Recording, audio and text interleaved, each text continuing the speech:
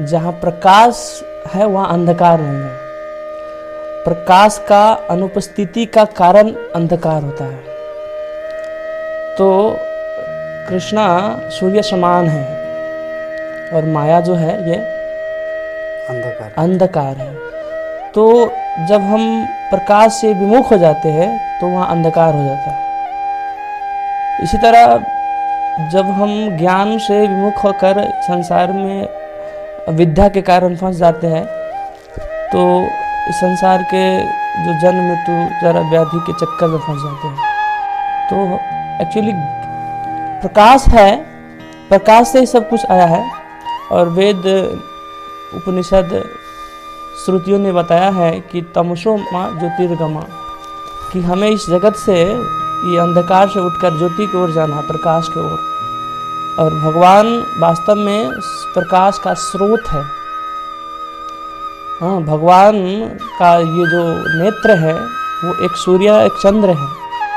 तो आप देख सकते हैं कि सूर्य के कारण से सारे प्रकाश ब्रह्मांड में छाए हुए हैं और चंद्र के कारण से भी उनका अपना स्वयं का प्रकाश है, जो हम रात्रि में, पूर्णिमा और सारे दिनों में हम उसका अनुभव करते हैं। तो मूल स्रोत प्रकाश भगवान ही है और भगवान से ही सारे प्रकाश का उपस्थित होता है। और जहाँ भगवान नहीं है, जहाँ भगवान का अनुपस्थिति है, वहाँ अंधकार है। तो कहने का अर्थ ये है कि प्रकाश स्वयं भगवान है और भगवान का एक वो शरीर का तेज में शक्ति है जिसको हम लोग ब्रह्म ज्योति के रूप में लेते हैं। तो अंधकार मतलब जहाँ भगवान नहीं है, सिंपल।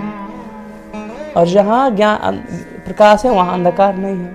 तो हमको ये सोचना चाहिए कि अंधकार वास्तव में है नहीं। जहाँ प्रकाश नहीं है वहाँ अंधकार है।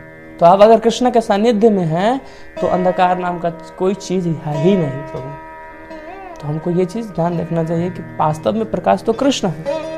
और दूसरा प्रश्न है कि आप भक्ति में कि भक्ति करने के साथ साथ इतना दुख क्यों मिल रहा है? हाँ, दुख क्यों? तो देखिए, हमारे अभी हम इस जन्म में भक्ति कर रहे हैं, लेकिन हमारे पूर्व जन्म के बहुत सारे प्रारब्ध है जिसके कारण हम सफरिंग कर रहे हैं। तो भक्ति करते समय हम लोग को ऐसा नहीं सोचना चाहिए कि मैं भक्ति कर रहा हूँ फिर भी हमारे जीवन में इतना दुख क्यों आ रहा है। ऐसा कभी भी नहीं सोचना चाहिए, क्योंकि ब्रह्मा जी भागवत में भगवान कृष्ण को प्रार्थना करते थे। बड़ा सुंदर श्लोक बताया है, तत्ते अनुकंपा सुषुमुक्षमाने भुंजान एव आत्मा कृतम विपाकम हृदवाक